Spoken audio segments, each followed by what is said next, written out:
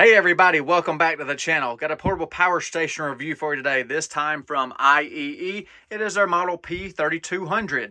2.048 kilowatt battery and a 3200 watt inverter. Convenience features such as wheels and a telescoping handle so you can move it about effortlessly. And boasting a super fast charging speed. If you want to find out everything about this brand new IEE portable power station, you found the right video. Let's get right into it.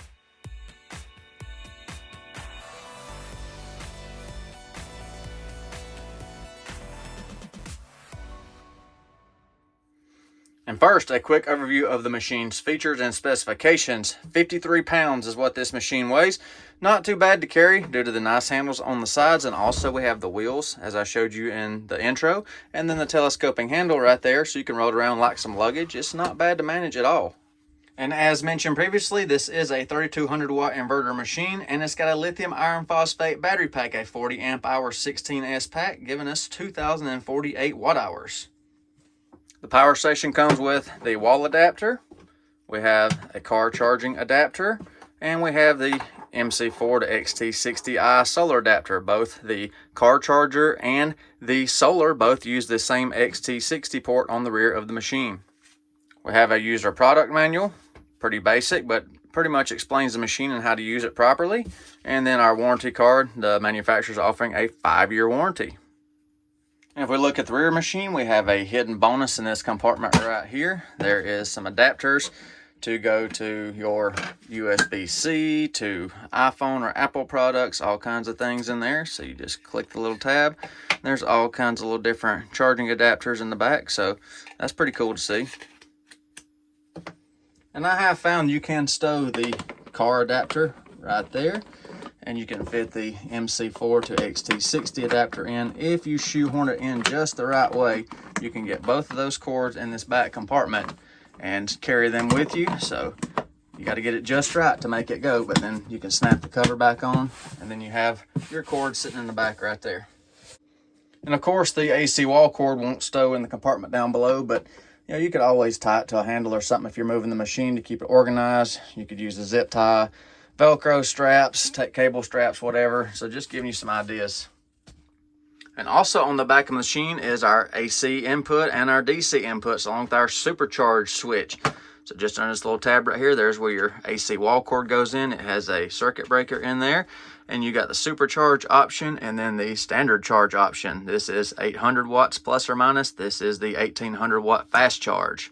And then there's our XT60 where our DC inputs come in either from the solar adapter or from your car adapter.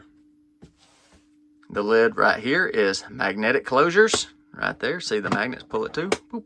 And then this side over here was just a snap closure. Charging the machine up, I'm going to show you the standard and fast charging, or supercharge as they call it. This is the standard mode right here, so right around 800 watts of input to the machine. And you notice how quiet the machine is on the standard charge. Just flip the switch for the supercharge, so let's see how long it takes to ramp up to full maximum charging on this machine. That is my inverter making noise, not the power station. So the power station has stabilized around 1720 watts charging. It is pulling 1800 watts from the inverter that is charging this power station, so it does draw 1800 watts from the wall cord.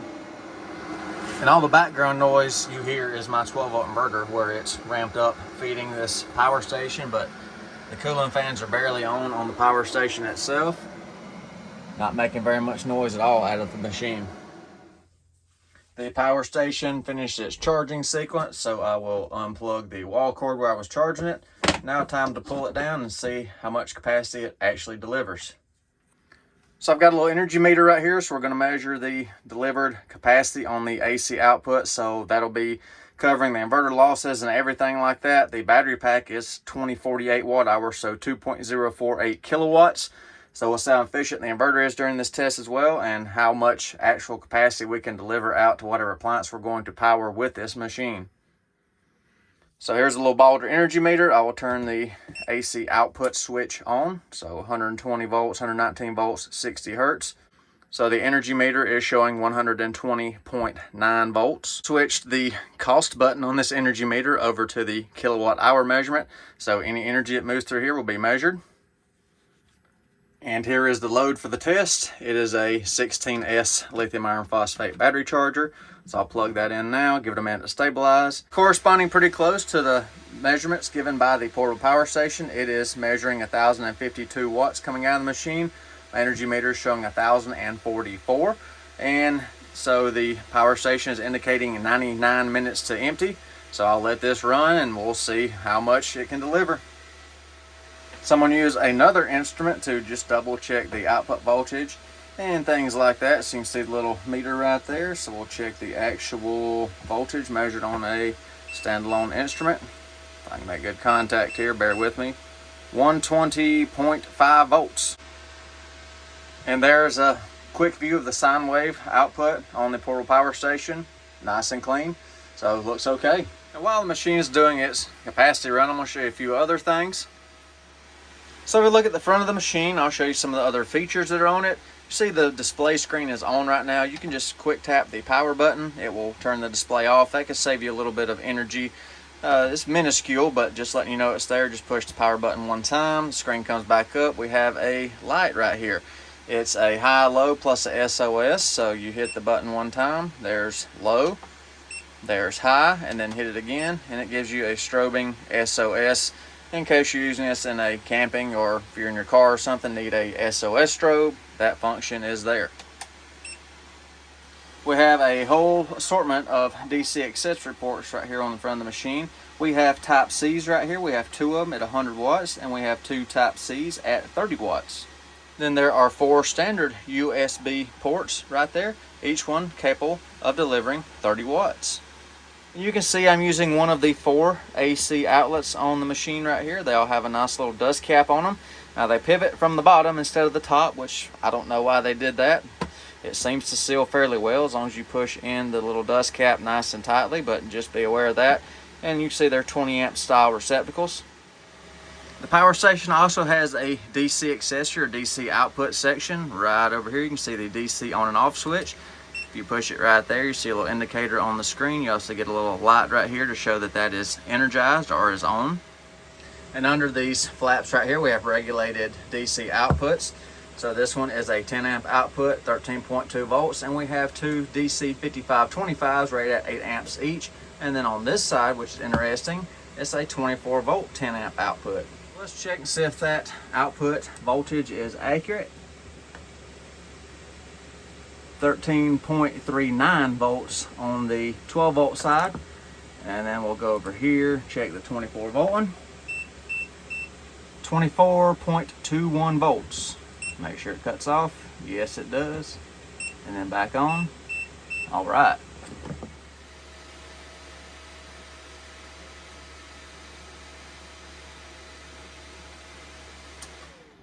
All right, it just shut off. You see our final tally there, didn't you? So we had 1,845 watt hours divided by the nominally rated 2,048 watt hour battery bank capacity. That gives us 0.90087. So roughly 9% of the battery capacity is able to be delivered on the AC output terminals, which is pretty efficient. That's showing us our battery pack is probably at least what it's rated at, and our inverter's around 90% efficient, give or take. That's on the upper tier. Most of these power stations of this class do about 85 to 88%, so this one's on the upper tier, which is good. And of course, if you were not using the inverter and just using the DC output ports or DC accessories, you'd get a little bit higher number than 90%. And since the machine is drained down and will not power the AC terminals anymore, I want to see if we still have capability of using some DC accessories. No, it shuts the DC off as well, so that battery pack is completely drained. There's an XT60 in the back where you use your solar and your car charger. I'm going to demonstrate the solar charging now.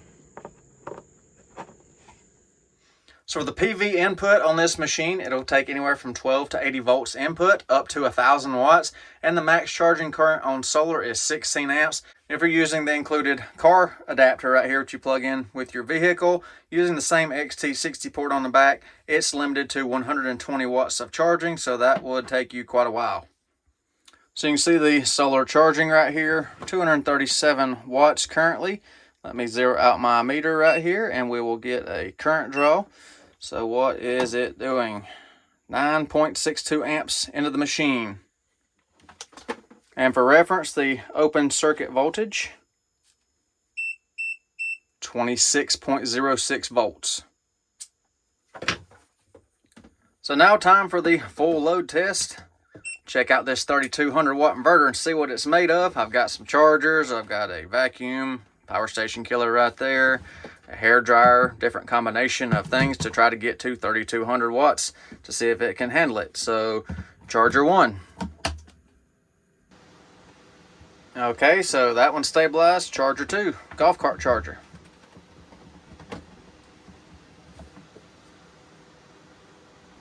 Okay, so we're at 2,100 watts. There is the hair dryer, which I will stage up if needed. Here is the vacuum. All right, let me go ahead and kick it on. It's around 450 watts, plus or minus.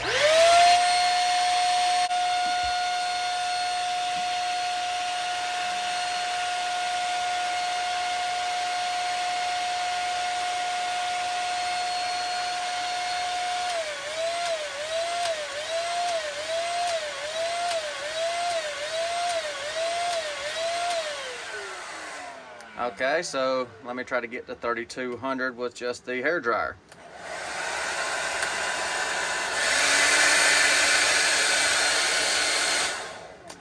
Went a little too high, let me reset it. Changing up the charger right here to a 12 volt charger. Try to get the overall baseline wattage a little lower. All right, the baseline's a little lower, so full hair dryer first.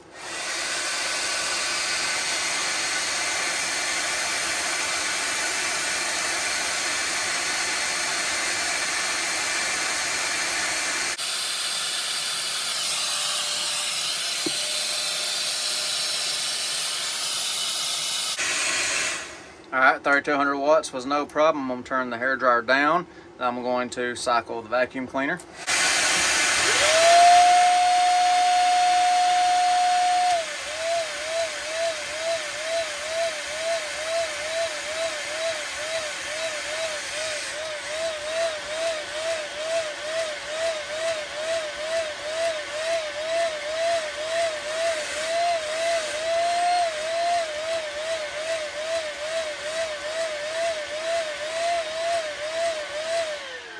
Okay, handled that. So now I'm gonna bump it, just bump it at the high end, just try to get her close to over 3200. So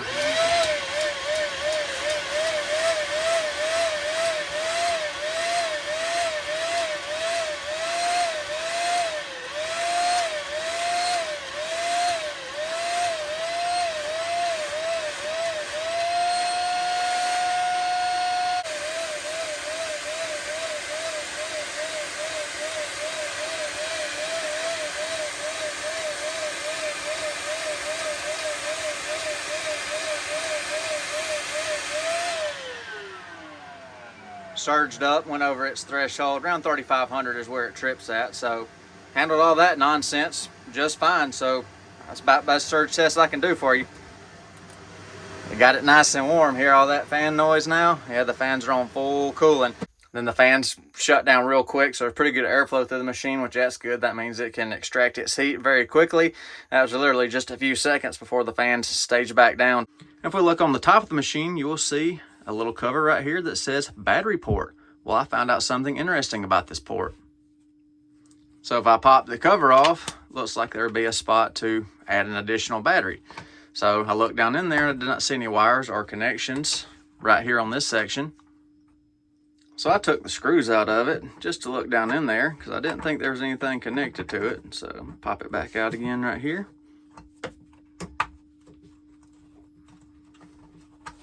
As you can see, nothing is connected right there.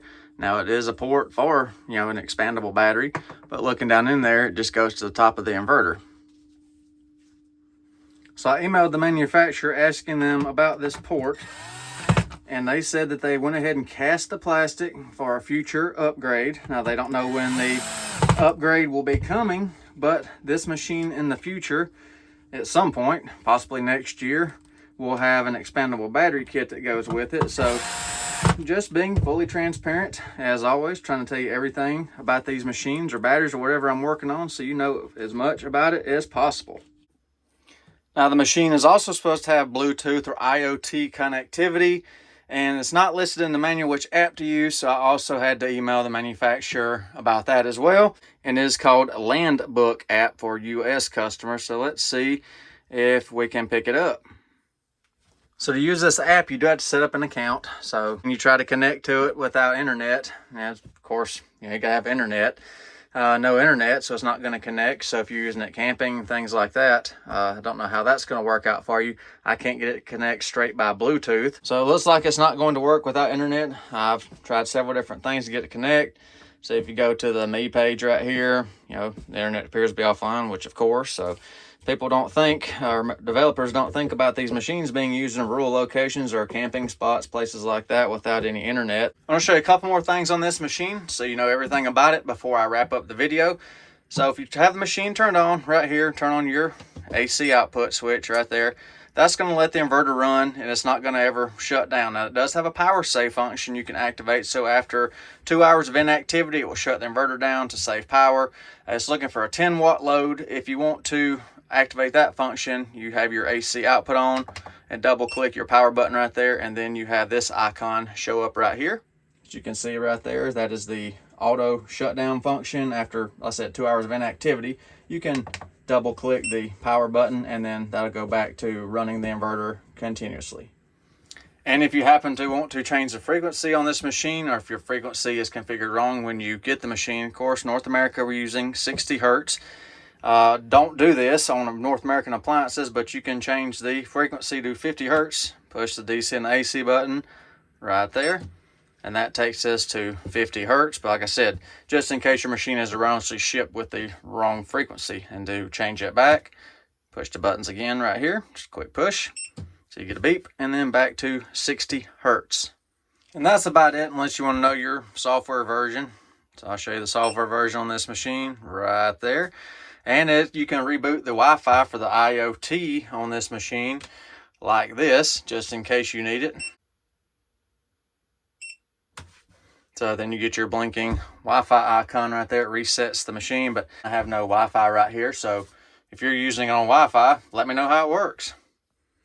I did attempt to disassemble this portable power station. I got most of the way there, but had to stop. This is a clamshell design, through bolts from the back to the front and back cover snap on, surrounding the battery pack and the inverter that's sitting right here. Well, once I got in there, the back cover was glued down with some epoxy style sealant, and then from what I could tell on the front, the cabling and comm cable going to this display had lots of sealant and was glued down with short leads. Now, I didn't want to risk damaging the display or the cabling going to the display or making the machine non-functional, because this power station, just like any of the others I review, is going to a family that needs a portable power station. So I want to make sure the machine is completely functional. But what I did see is a cylindrical lithium iron phosphate battery pack, similar to many others on the markets. I don't see any issues in the battery pack itself, and the inverter seems to be fairly robust. Cabling management is good. Appears all right. So I'm going to share my final thoughts on the IEE portable power station. I like that it's got a large inverter. I wish it had a little bit larger battery pack, but then again, the trade-off there is the weight.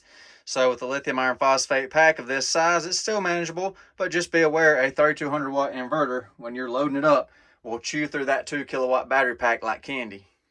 Let's talk about the price on this portable power station. This machine is roughly $150 to $200 more than some competitor brands on the market. I'll call this a budget class 2 kilowatt hour machine. So we got 2 kilowatt hour battery. Now, most of the other ones on the market have a 2400 watt plus or minus inverter with the same style battery pack. They charge it 500 watts on the solar, around 1,000, 1,100 watts on the wall cord. This one does have the benefit of a larger 3200 watt inverter. We have up to 1,000 watts of solar and up to 80 volts open circuit. The others on the market are limited to around 50 volts most of the time. And we can charge at 1,800 watts from the wall. So, super fast charging, which is cool. Now, are those features worth the extra, cost on this and versus others? that's for you to decide. If you do like this machine or want to check for coupons or anything like that, I'll have a convenient link in the video description down below so you can easily find this machine, and I'll list the current price in the description. So sometimes these newer brands, they'll throw some good coupon codes on there from time to time. You might snag you a deal. So please share your thoughts on the IEE P3200 portable power station. Is that pretty cool? Do you like it? Do you not like it? What do you think about it compared to some of the competition? And are you one of the first ones with this machine? Do you happen to have one already? If you do, please share your feedback with me. So I hope you enjoyed the video today. Thank you for watching. Any other questions, put in the comment section. Y'all take care. Be safe. I will see you on the next one. Special thanks to IEE for providing this portable power station for me to test and review and share my experience and feedback with you and the viewing audience.